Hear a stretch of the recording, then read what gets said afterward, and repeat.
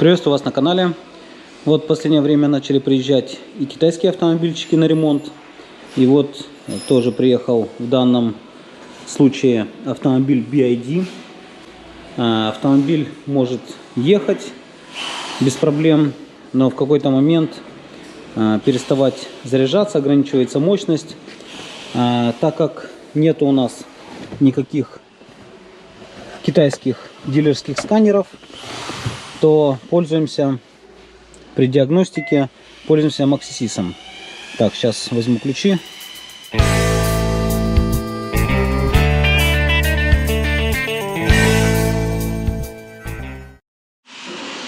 Автомобильчик чем-то напоминает кроссовер. Есть какие-то линии, похожие на Chevrolet Bolt, только чуть-чуть выше. Что-то среднее между... Похоже на Hyundai Tucson. Сейчас автомобили все практически на одно лицо. Вот такой вот автомобиль. Он переднеприводный. Автомобиль у нас какого года? Автомобиль 2019 года. И у них две версии моторов на 70 киловатт и на 160 киловатт, если не ошибаюсь. Так, начнем его диагностики.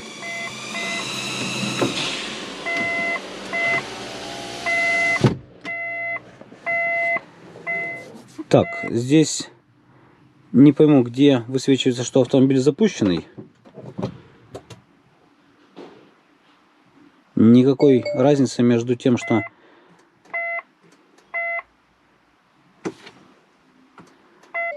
у него, кстати, нет положения просто включенного зажигания первого положения на автомобиле.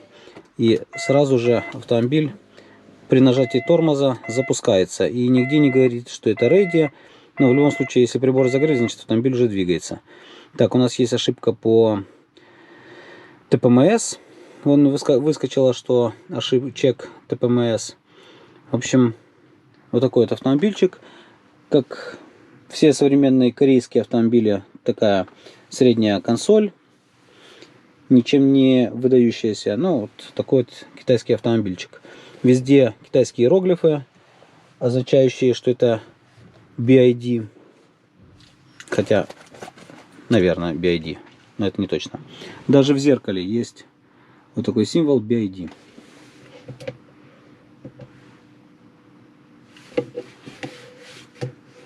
Маленький мониторчик. Ладно. Так, будем сейчас диагностировать его. Вот, опять загорелось. Маленький мониторчик BYD. Что-то снизу написано. На автомобиле панорамная крыша. Салон кожа. Ну, скорее всего, кожзам. И абсолютно твердый пластик на картах двери. Вокруг ручки здесь есть вставка кожаная. Вставка кожаная, вставка карбоновая. Ну, конечно, это все под кожей карбон. Здесь тоже. А так, все остальное пластик. Торпеда тоже жесткий пластик. Здесь вставка из... вот эта часть верхняя, она такая, пластик мягкий. В общем, такой вот автомобильчик.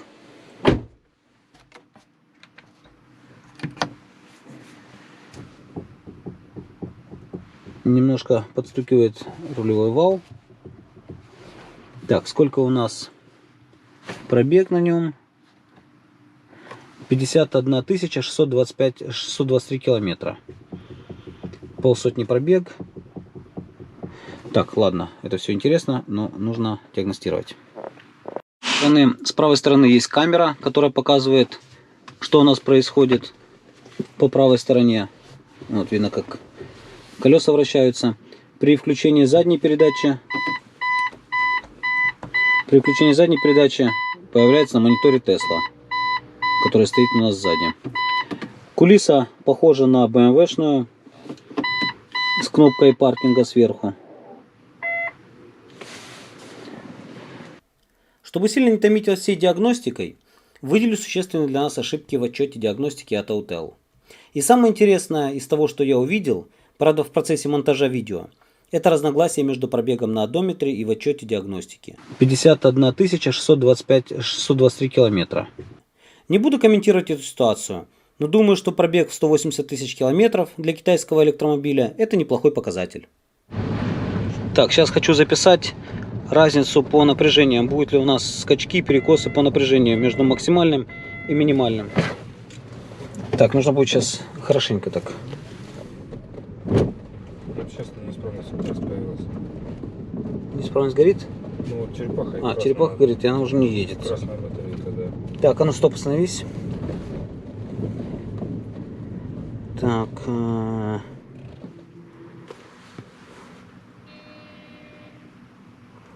Эти две ошибки могли быть причиной аварийного режима.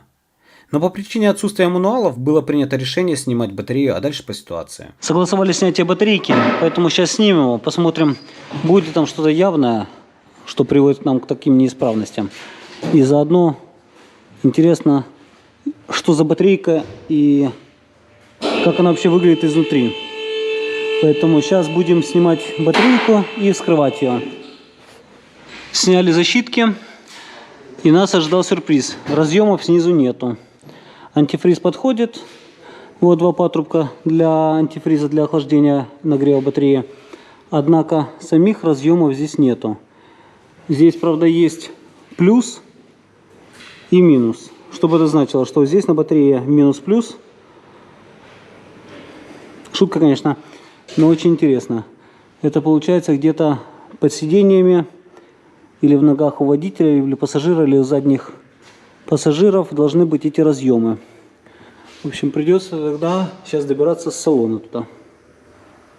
Судя по схеме, которую мы нашли в мануале на китайском языке, все коммутации находятся под центральной частью, под центральным туннелем.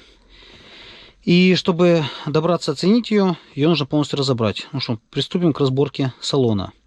Конечно, если бы вывести это спереди или сделать быстросъем, это было бы гораздо проще.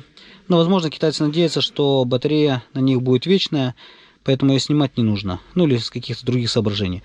В общем, придется нам разбирать центральную консоль для того, чтобы снять батарейку.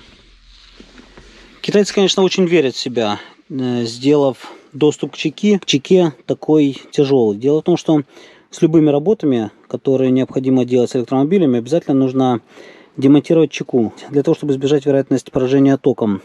Но здесь, чтобы снять чеку, которая находится под центральной консолью вот этой, нужно разобрать пол автомобиля. Поэтому любые работы с высоковольтной частью автомобиля связаны с разборкой салона. Как-то не совсем китайцы это предусмотрели, либо же они, почему они уверены в себе, ну, я так думаю, потому что засунув его в такое место, они понимают, что автомобиль никогда ломаться не будет и ничего с ним не произойдет. Поэтому необходимости туда лезть никакой не будет. Но, однако, все пошло не так, и данный автомобиль немножко поломался. Поэтому придется разбирать салон. Всего лишь надо центральную консоль снять, и все. Это и что? И доступ к этому есть. Глянь, нарезной ствол внутри, видишь? Да. Глянь, реально, они какую-то такую, там как плетеная нарезка какая-то. Глянь, очень интересная шахта внутри. Для лучшего контакта. И они серебряные, наверное, или что? Ну, Может, посеребренные, да. Это Да. сильно. Так, нежнее. Скажи, там видел, что здесь почти как на лифе. Я думаю, даже проще. Всего лишь нужно разобрать салон. Ну, точно проще, чем на Тесле. На Тесле нужно болты откручивать по кругу. И оно автоматом сходит. А здесь И земля. еще и земля, да. Земля. 10. Шуруповерт. Земля в иллюминаторе. Ах, вилл как сделан, видел? Земля в иллюминаторе. Артем, смотри, как вилл сделан. Да. Концевичок. Капец. Микрик.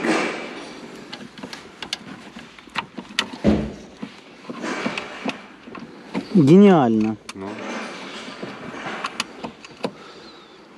Не, китайцы молодцы, они верят в себя, в свое качество, поэтому и сделали так. Они прекрасно понимают в том, что сюда не придется часто лазить. Ну, кстати, на тройке, чтобы снять батарею, тоже надо весь салон разобрать. И сидушки поснимать, и ковры убрать. Как бы там еще вроде покруче. Ну, то есть Тесла украла идею у BYD, да? Ну, кто-то у кого-то, короче, подмутил. Всем Антенка. одновременно приснилось. В общем, теперь осталось совсем немножко открутить батарейку. Так, открутили батарею, снимаем ее.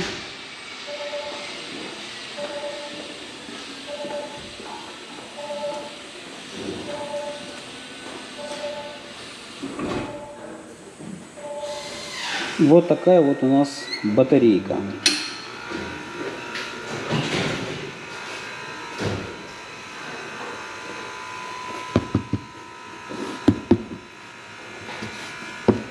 Крышка здесь, кстати говоря, пластиковая.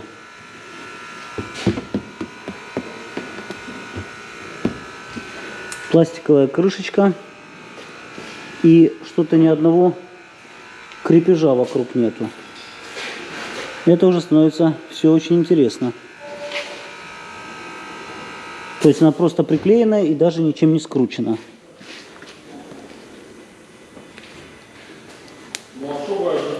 Вот это китайцы дают. Вот это они реально верят в себя. Единственное, где прикручено, это вот здесь. Пока что китайцы все сильнее и сильнее меня поражают своими сборками. Что будем туда вскрывать крышку пластиковую и разбираться с неисправностью. Крышку батареи. И под некоторым видео в комментариях пишут, что надо феном греть. Так вот, не греется этот герметик феном, он не смягчается. При этом можно смягчить крышку, потому что крышка здесь пластиковая. Поэтому, к сожалению, кроме как механически, снять крышку никак не получается. А это вид батареи без крышки. Сделано, конечно, достаточно интересно. Правда, вон что-то лежит, какой-то кусочек пластика. Хомутами стянуты модули, не сварены, как на Мерседесе, а стянуты вот такими вот болтовыми хомутами, винтовыми хомутами. Шины все прикручены двумя болтами и изолированы. Интересно, конечно, батарейка сделана. Так, а интересно охлаждение. Здесь же жидкостное охлаждение. Заходит, получается, здесь и расходится, вон, по ходу снизу. Снизу, по ходу, идут в нижнюю часть. И охлаждается модуль снизу. В общем, теперь будем сейчас по схеме выискивать, с каким модулем у нас проблема, и лезть в конкретный модуль. Выглядит достойно. Смотри, вот сюда как-то оно как Батарейка состоит, и, кстати говоря, они разные по размеру. Раз, два, три, 4, 5, 6 таких вот модулей побольше. И раз, два, три, 4, 5 модулей поменьше. И вон БМС-ка стоит.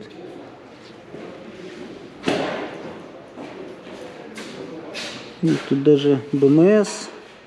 Тут походу одна, вторая, третья. 3 БМС-ки. Еще какая-то плата. Тут теплообменник внизу. ну да, как-то Пентхаус с контактором вместо хвила. Видать, площадкой на площадку ставится.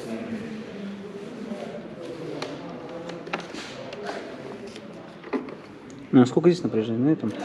Проверь вот это напряжение. На маленьком модуле. так.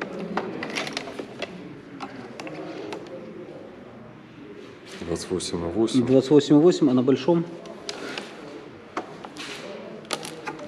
10 раз 80.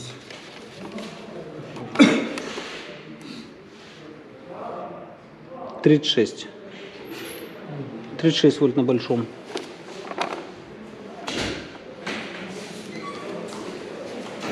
Здрасте. Вот такая интересная батарейка. Привет. Так, вскрыли батарейку, начали ее частично разбирать. Пока что непонятно, в чем дефект, но единственное, что есть проблемы с отклеенными датчиками температуры. Здесь отклеен, здесь, а здесь пока еще держится. Уже не полностью, но еще держится.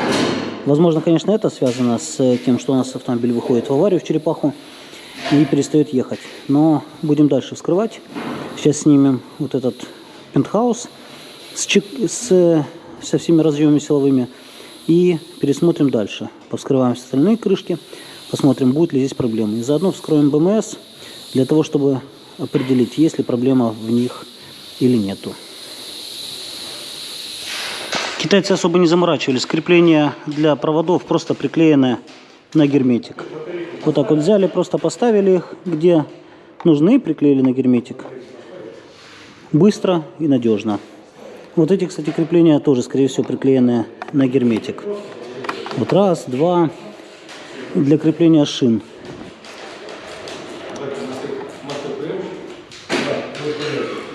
Оценил крышки, снял шины. И вот батарейка выглядит вот так вот. Она собрана на призматиках. Здесь секции есть 6 секций по 10С и 5 секций по 8С. Итого получается 100 элементов. 60 и 40. 100 элементов. Больше, чем на лифах. На лифах 96. И здесь китайцы решили поставить 100. В общем, вот такая вот батарейка. Каких-то, на первый взгляд, дефектов не выявлено. Кроме как много датчиков температуры просто отклеены и болтаются в воздухе. Есть, которые держатся, есть, которые отпаянные, отклеенные. Так, визуально все красиво. Здесь шины алюминиевые, сваренные сваркой к элементам и соединены со шлейфом через вот такие вот соединительные шинки. Они сделаны по ходу из стали и приклепаны заклепкой. Здесь они приварены, здесь они приклепаны заклепкой. Ну и как уже до этого говорил, датчики температуры. Есть, которые держатся, есть, которые отклеились. И еще один датчик температуры стоит посередине. Это, видимо, отслеживает температуру в целом над элементами, а непосредственно те на крайних силовых шинах. Шинки здесь достаточно тоненькие, из алюминия. Но, возможно, в более мощной версии, которая на 160 киловатт, если не ошибаюсь, это 70 киловаттная, есть еще 160 киловатт. Возможно, на более мощном 160 киловаттном моторе шины идут более толстые, а может быть и такие же. И еще, на что обратили внимание, что здесь предохранители стоят на самих элементах. Вот раз предохранитель, вот два предохранитель и вон третий предохранитель. И, судя по всему, если происходит замыкание, то сгорают эти предохранители, и они неменяемые. То есть поменять их проблематично, потому что она приварена. Не знаю, как конструктивно выполнен этот предохранитель, можно ли там просверлиться, что-то сделать, но тем не менее, они решили пойти вот таким вот путем. Просто поставили сюда предохранители. Если они сгорают, то все, батарею менять. Вот так вот выглядит батарейка. На каждом элементе напряжение одинаковое. Все разъемы чистые, окислов нету. Поэтому сейчас будем что делать? Во-первых, подклеим вот эти термодатчики, которые оторванные. И, возможно, все-таки проблема из-за них. Дело в том, что есть некоторые термодатчики, которые приклеены и не болтаются. И, возможно, здесь алгоритм такой, что дельта между датчиками температуры должна быть не больше определенной температуры. Но это, опять-таки, предположение. Информацию очень тяжело найти. Она, если есть на китайском языке, и очень тяжело ее выискивать. Даже с Google переводчиком. Поэтому подклеим сейчас. И предположение все-таки, что есть какая-то дельта. Из-за этого батарейка думает, что какой-то элемент перегревается. В общем, сейчас подклеим эти все термодатчики. И тогда попробуем подкинуть батарейку на автомобиль. Сначала не проклеивая ее. Проедемся, посмотрим, будет ли появляться эта ошибка или нет. Прошло время. Термопроводящий клей подсох.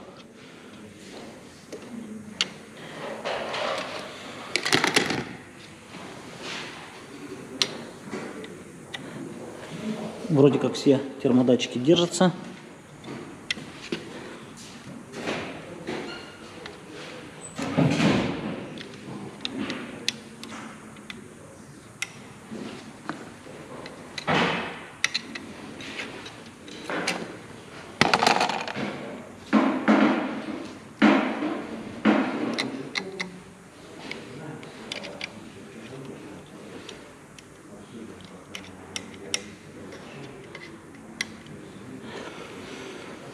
Ну что, теперь сейчас соберем все это в кучу, подкинем крышку, установим на автомобиль и посмотрим, будет ли выпадать в аварию. Здесь видно, что элементы чуть деформировали боковые стенки. Вот приложил линейку, и здесь видно, что они полусферы идут.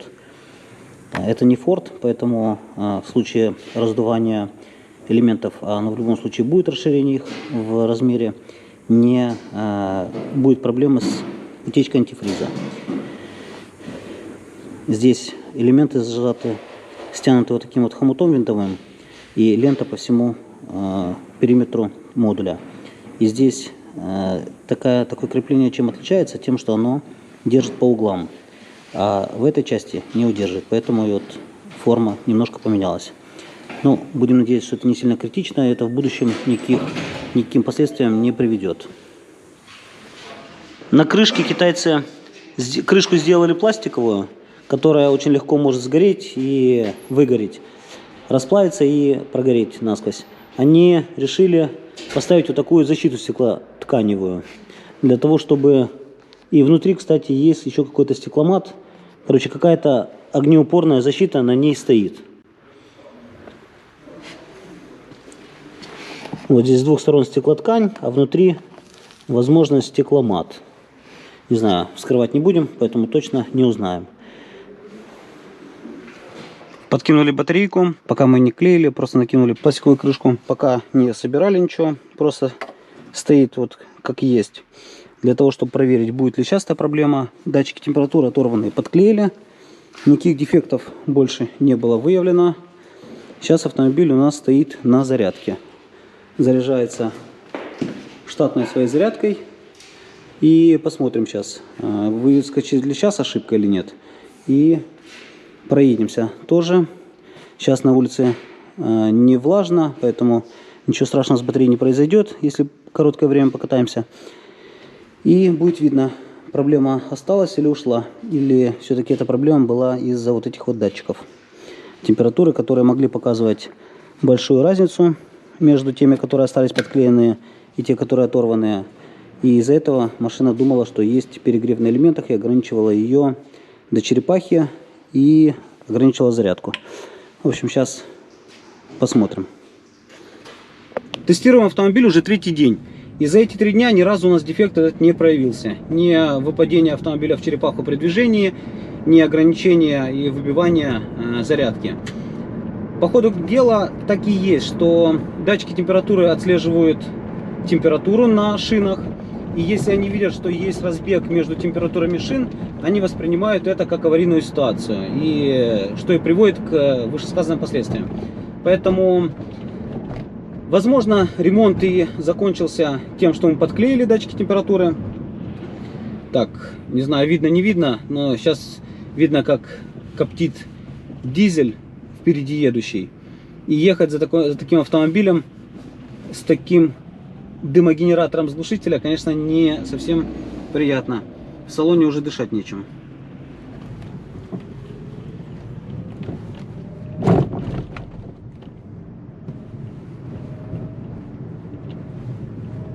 В общем говоря, и тут 2 варианта было решения проблемы. Либо же оторвать все датчики, чтобы они были в воздухе, либо же все датчики подклеить. В общем, что мы сделали? Мы подклеили все датчики термопроводящим клеем, и они будут корректно распознавать температуру и не будет выпадать в аварию. Ну, во всяком случае, надеемся на это. И сейчас мы снимем батарею, подклеим крышку. Проверил датчики, все нормально стоят, ни один не отклеился, и она превратилась в такую, как силиконовый герметик застывший.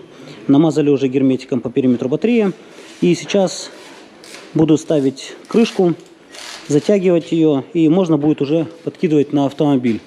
Кстати, в подкапотном пространстве, если смотреть снизу, легкий доступ ко всему.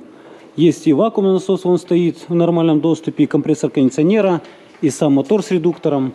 Здесь алюминиевая перемычка идет, и сверху он идет такая как полка из алюминия, на котором стоит 12-вольтовый аккумулятор, зарядник стоит, инвертор стоит на самом моторе. И по ходу дела здесь, наверное, тоже есть то ли щеточный узел, то ли еще что-то. Лючок, который снимается